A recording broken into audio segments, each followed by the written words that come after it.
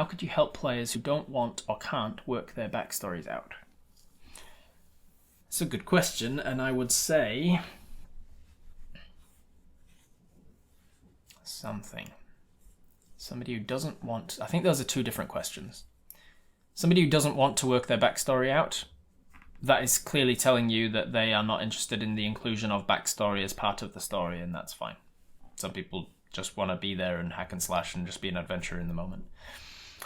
For that person, roll up a backstory for them using the Xanathar's tables of this is your life, and just be like, you're a farmer kid and you grew up in a small village in this place, and you took up adventuring because reasons given on the tables that are given in that book. Like, literally, Xanathar's Guide has enough tables that you can make whatever elements of that backstory that you want, including like why they got into adventuring.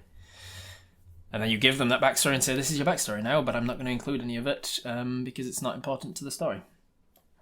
Somebody who can't make up their backstory, though, there's always amnesia. Amnesia is always a fun bit. If they're not sure what their backstory should be, you can be like, maybe you just don't remember your backstory. Maybe you've woken up on the shore, washed ashore by some sort of shipwreck, and then that's gold for the DM because you can include whatever you want in that backstory. You can make them however you need it to be, and use it as much or as little in the plot as you want.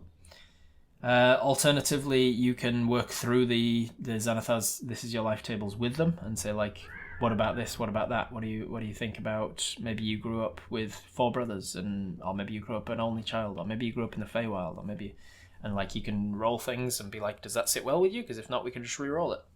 That's always an option. Just showing them those tables might be enough to spark something. You could also ask the player to work with you on, like, give me a list of characters that you are drawn to in media. When you watch Marvel movies, are you drawn to any particular character or any particular act or action that they can do, any particular power that they've got?